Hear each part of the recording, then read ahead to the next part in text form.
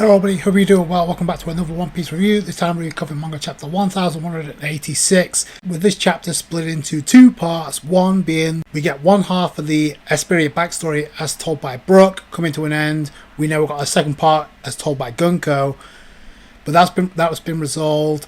We cut to the end of the chapter and we got Luffy in the mix as far as like the fight with Loki and Emu becoming Loki and Luffy versus Emu. I'm not too sure how long that's going to last, but I'll get into that. But either way, we got some major progression. Though I will say, despite the fact we finally get Luffy in the mix, I still feel, even with what we kind of could have figured with Princess Shuri, aka Gunko situation back in the day in Esperia, the fact that she's awakened as a holy knight, even though we kind of know there's like some shadiness going on, there's still levels of detail that Oda revealed in this chapter that kind of make you wonder, about the Shuri bloodline, which I'll get into because it raises a lot of questions now about what the hell's going on with Shuri. But once again, details like this make Gunko, aka Shuri, one of the most intriguing characters in Elbaf. So, if not the best character, but to some that may be subjective, but in my opinion, she is. Speaking of best characters of Elbaf, we got Ida being drawn by Loki, completely oblivious that Ida's standing right there handing a food basket to one of the animals to like feed him. So that's kind of cool. Ida being one of the best characters to come out of the King Herald backstory. So we start off the chapter with the chaos with the world government and the guards of Esperia. But meanwhile, the main event's taking place inside the palace now that Luffy is pretty much dead to rights, as laid to waste by Shuri, and it's looking like pretty much it was Shuri that killed him. But I feel like there's way more to this than what meets the eye, considering what we got in the King Harold backstory. We got the creature in the background that was confirmed to be Emu. I don't know why people were debating this, like considering what we saw in the Reverie with Sabo launching an attack at Emu, quickly transforming into a creature-like form, eating Sabo's attack like a spicy meatball. So this is what we got here. Emu's there. We got the Holy Knight there, and we finally get a reveal to him, which I'll get into shortly. But obviously, Brook traumatized by the fact that Luffy is dead to rights. They refer to him as a big brother. He's screaming for a medic. It's really a sad situation on all fronts. But then we got Shuri catching Brook's attention, says, "You know that guy's dead, right?" Immediately, Brook is aware that the Holy Knight there, and he's questioning, "What the hell have you done to Shuri? I've known her since she was a baby. She's incapable of this. There's nothing I don't know when it comes to the princess," where I feel like that's kind of a red flag right there, because obviously there's more to Gunko than what we see. Because we got Shuri telling Brook, "Hey, tell me, Brook, did you know I'm a celestial dragon? This guy wasn't my real father, Luffy. Luffy wasn't her real father," which I kind of feel was kind of foreshadowed in the previous chapter. I'll get to that in a second. But first, Brook's like, "Don't call him guy," and then he's like, "Wait, what are you talking about? Like, you're the child of King Leven. That's a fact." But then this is where the gears start turning in my head, because we got Shuri telling Brook, "Hey, can you prove that?" Well, Brook actually spitting some logic of his own, because when it comes to One Piece, that's kind of irrelevant when it comes to the bond between a parent and a child, because we know it's not always blood related. Then Princess Shuri goes on to say, "Isn't this life-changing news? Because I should have been raised a celestial dragon. These past 16 years were a complete waste." So, and then she goes on to say, "And that demand for 1,000 slaves isn't true. So this guy just didn't want to hand me over," which we did see a panel of Shuri asking her to like allow me to fight, and then Luven saying, "No, we can't do that, because if we lose you, then that's pretty much it. There's nothing we can do." So there is more context to that. So she felt like it was her duty to like take responsibility. So she killed him just to end the war. But Brook says defeat will make our nations a lawless land. Shuri completely numb to anything in Esperia is like, "That's not my concern." Then we get the introduction of the Holy Knight, Saint Mangaya Grow. So, and if that name sounds familiar to you, the Mangaya family name, the Mangaya household, that's the household that Gunko is currently with. So Grow goes on to say, "I remember you now. There was a kid with an afro among Candel's attendants. You weren't allowed to come near me. We know that celestial dragons appear on Esperia once before. That was told in the previous chapter. But then we get the reveal that this guy has two different eyes as well, much like Shuri does, or Gunko does in this case. But then when I first saw this, I was like thinking, wait a minute, is this guy the father of Shuri? But then as he continues on with the dialogue, wouldn't normally come all this way to a backwater country like this to retrieve a single brat. She was born on Esperia, so that wouldn't have made a whole lot of sense. This kid possesses those mismatched eyes, as does he. Being born with that trait is truly rare, and the Great One desires them. So clearly there's something more that meets the eye, no pun intended. But then this is one of the interesting details that gets me. So he goes on to say, I didn't awaken it myself. She might, though. And then Ibu cuts in immediately, says, no, shut up, don't say anything more. Thou hast said too much. Grow. And then Gro's like, forgive me. Shuri is completely nonchalant by all this. So there's something I'm telling you right now, and I called this out early on in this backstory. Like, it was clear as day that Shuri already had the mixed eyes. So that was done for a reason. I'm going to elaborate more on that later by the end. Shuri's approaching Brook, and then eventually goes on to stab him in the head, which is absolutely brutal. And the fact that Brook has survived this is insane. Even though it's traumatic for Brook, I still got to say that was an epic panel. That's pretty much where they leave, and Brook wakes up to find his subordinates, the survivors of Esperia, but Brook wakes up to trauma because they don't tell him immediately, but then he later finds out. It awakens PTSD. I'm not gonna lie, when we first saw Brook wake up, I thought Oda was gonna go the Saba route and have Brook have amnesia for a bit and then awaken the trauma again, but no, he didn't do that. With Brook tearing up, it transitions into the present. You got the rest of the Straw Hats logging on. You guys, do you think it's okay if I put my faith in Princess Shuri once more? So we knew what the decision was going to be even before we came back into the present. So Brook, he wants to save Princess Shuri, aka Gunko. What makes this scene even more stand out is you got three of the Straw Hats kind of tearing up here. Jinbei, obviously the hard ass he is, doesn't really tear up, but Frankie, he can't help himself. Nami's tearing up too. So there you go, there's a declaration. Please everyone, lend me your strength. And then Jinbei says, no need to be formal, let's hurry and smash that ice. Nami is actually thinking maybe my lightning trick will actually break the ice. Frankie said the radical beam is our best bet. Usopp's thinking away, what can I do? And then Brook just like darts off, like he's heading for the ice cube. The problem with this, though, as epic as a moment, as an emotional moment as this is, and I can't wait to see how see this animated, especially with what we got with Robin and Soul. You can only imagine what we're going to get with the emotion, not only with this scene, but when we eventually get the reunion of Brook and Gunko, aka Shuri, how emotional that's going to be. So, but I don't know what they're going to do, because as of right now, and Loki said this, the only one that's ever able to carve up or cut into that ice is Rataskia. So I don't know what the Straws are going to do, but there has to be a way, there has to be a compromise. Also, there has to be a reason why Oda had Ibu launch an Omen attack at the ice cube, only for it to not do anything. To me, like I said, that is the most intriguing part of the chapter. Not to say what we got by the end wasn't high, but we knew this was coming, and we know Otis is spinning his wheels, because even though we got Luffy back in action, he's fully charged up from eating finally. And one thing that Luffy says as he darts off to Ibu's location, crazy new guy is Elbaf's enemy, so that means he's my enemy too. I'm overflowing with power. We knew he was recharging with power because he was sensed it beforehand.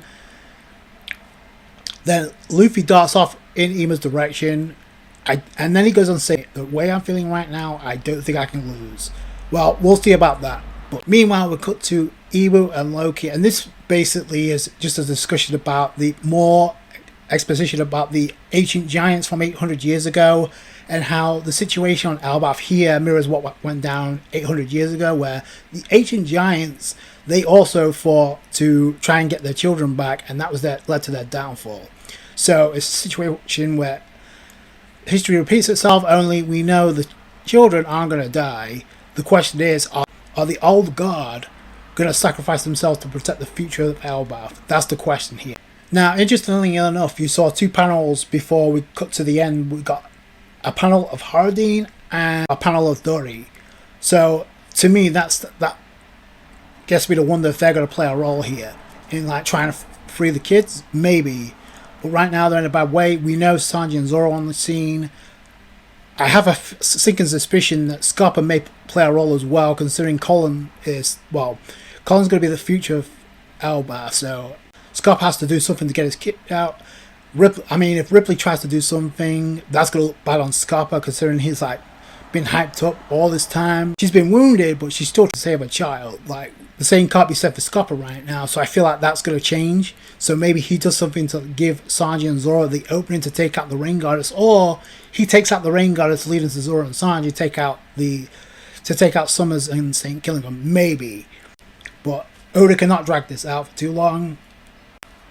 But then we get to the final sequence of this chapter. We got Loki pissed off. We got Luffy jumping in and said, "Hey, dumbass, get the hell off Elbaf," and he punches Ibu in the face. He first off gets Ibu's attention, and then he just punches Emu.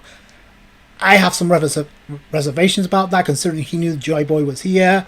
Not even in Gear 5th, Luffy punches Ibu, which for the first time Emu and Luffy come face to face, and that's how Oda decides to end the chapter. Like I said, great ending, but it does seem like Oda is kind of spinning his wheels, considering we know this is going to lead to Luffy eventually charging up Gear 5th. Like, this is what it's been building towards, so unless Oda is going in a completely different direction, doesn't have the guts to have Luffy lose in Gear 5th, and we do get a 2v1 team up, until I believe it when I see it, because until that changes, I'm sorry, Emu is not losing, even in a 2-on-1 situation. The fact that Oda hasn't had Luffy go in Gear 5th yet, and the fact that Oda literally said, "We're going to go through lightning fast pacing. Why are you dragging this out when we know Luffy's eventually going to go into Gear 5th? Unless Oda is not going to have Luffy go into Gear 5th, because he's going to have this confrontation take place somewhere else. But I'm like, you had no problem having Luffy spam Gear 5th, even though he didn't really attack Scupper. You had no problem then. Now all of a sudden it's an issue, so I don't believe that. So, like I said, I'll believe it when I see it. But as of right now, I do not believe, even in a 2-on-1 situation, Ibu's going down. The most intriguing and the most interesting part of this entire chapter, and going forward, is the dynamic between Brooke, Princess Shuri, aka Gunko, and now what we know about the Manmeya family. Because what the hell does this mean about the Manmeya lineage? The fact that the mixed eyes that Gunko has, this guy Gro had. Not only that, but the fact that, is this guy Gro even alive? We did not see him during the God Valley incident, so is he still around? Because we know by the time God Valley rolls around, we know Gunko is the head of the Manmeya household. So there's a lot of question marks when it comes to Princess Shuri. This raises a lot of questions when it comes to Kandel, because is she also a part of that lineage? Because Shuri's saying that Luvetin is not her real father. But at the same time, you've got this other guy connected to the Manmeya family, which we know Gunko's connected to. I'm not saying he's the father, but if there's more members of the Manmeya household, the mixed eyes is kind of like a rare trait that they have. So that's kind of interesting. So does anybody else in that household, in the Manmeya household, of those two separate eyes? And why didn't Queen Kandel have eyes? I knew in the previous chapter when Oda had Queen Kandel talk with Brooke about a certain guy who is above her reach, even though she was as strong as hell. She even said that. I felt that was weird. Like, we're getting tidbits of information about a character that's supposedly not around anymore, and I'm supposed to believe this character still doesn't have an influence or a factor in this story. Like, no, this is only leading one or two scenarios when it comes to like the Elbaf, when it comes to Brooke and Gunko.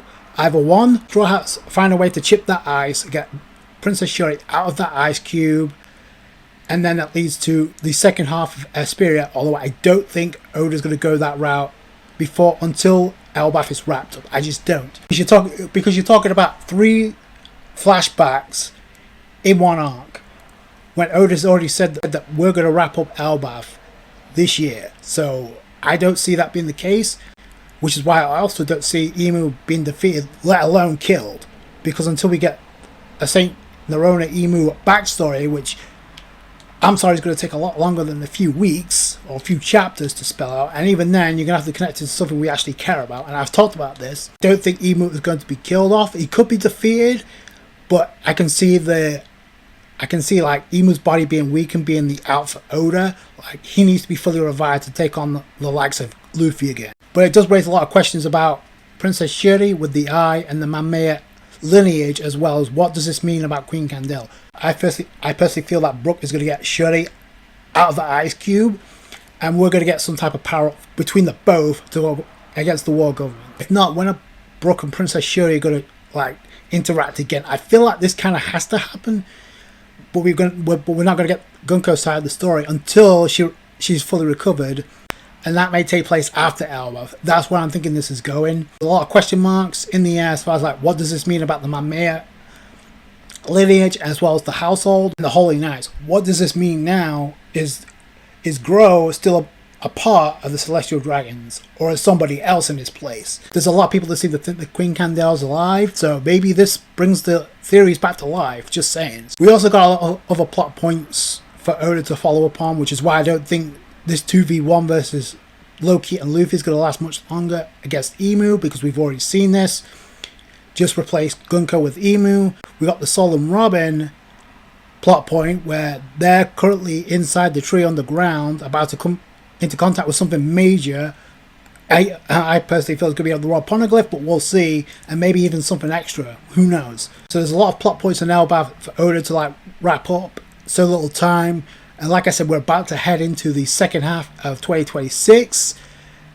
With Oda already stated, not only is Oda going to wrap up Elbaf this year, but Oda also stated we're going to see the man marked with flames appear. We're also going to go to the island that Raja reached in 2026. So more time that passes, the less chance Oda has to like follow through with that declaration that he made at Jump Festa.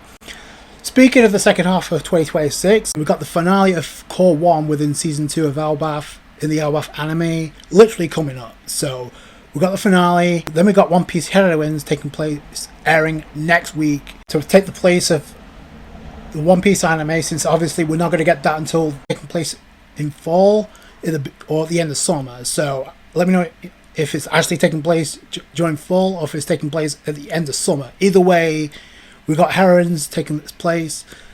I saw that we got the trailer. We got one or two trailers dropped this week. That was one of them. We got, granted, it was only a couple of it was only like less than a minute, but from what I saw, it kind of looks like Nami is kind of like a spy or like a spy agent. I don't know. I haven't read the novel, so I don't know much about this. I am intrigued there because it's a different take on the One Piece female cast, so I am intrigued about that. We also know Robin's going to be included, so I'm curious to see what her role's going to be and what this is all about.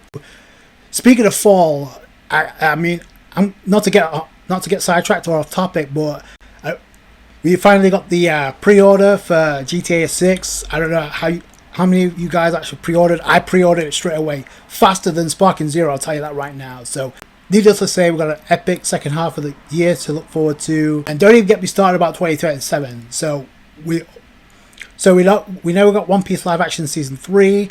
We got the trailer finally for the One Piece remake dropping. So it looks great. It looks like everything that a remake of a One Piece anime should be. What I'm most intrigued about is what Oda's going to include when it comes to like this version of the One Piece remake, because you gotta wonder that Oda he's gonna have some hand in this when it comes to like dropping details. We know he likes to do this.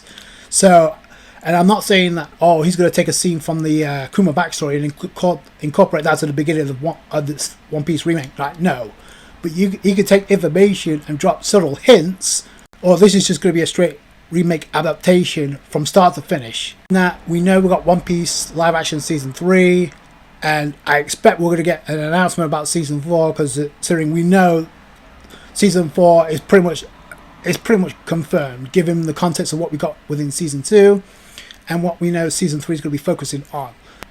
And I don't know how many novels like One Piece Heroines is going to adapt in the anime. They could do more than one. And plus, I think it would be kind of a good bridge, because One Piece is taking a seasonal format. So once one court ends, you get another novel adapted to take its place before we get another core aired. So before another core airs or another season airs. So I think that'd be kind of a good bridge if that's the plan, if that's where they want to go. So we could get multiple novels adapted for a lot of the female cast within One Piece adapted in 2027 as well. So One Piece in 2027 is going to be a generational run. It's going to feed families, no question about it. But we got one heck of a second half of 2026 to look forward to. I've enjoyed the One Piece anime. The peak of the arc for me is like the Robin and Soul reunion. Even with Core 2 within Season 2, nothing's going to come close. So Princess Shuri, aka Gunko, continues to be one of the best parts of Elbaf. Not only in the manga, but also now in the anime, considering those action sequences we got with Gunko beating the hell out of Loki. I mean, he took an ass whooping. So, wow, that was some good quality animation. So I can't wait to see what they do. We got the Harley Moral to look forward to incoming. Just to cap off, do you think the Manmare Eyes of Shuri is how Shuri is able to summon the rest of the Holy Knights? Because we know Shamrock couldn't do it. Shamrock pretty much asked Gunko to, hey, contact the Mirajosa, hey, summon the Holy Knights. So Shamrock couldn't do that, so he was asking Gunko to do that. So I'm wondering if the eye ability is what allows her to do that. Can't wait to find out more about Shuri and with her interaction with Brook incoming. Let me know what you guys think down below. That's going to do it. Thank you guys so much for watching. If you enjoyed this video, you know guys know what to do. Hit that thumbs up. Take it easy, guys. Bye.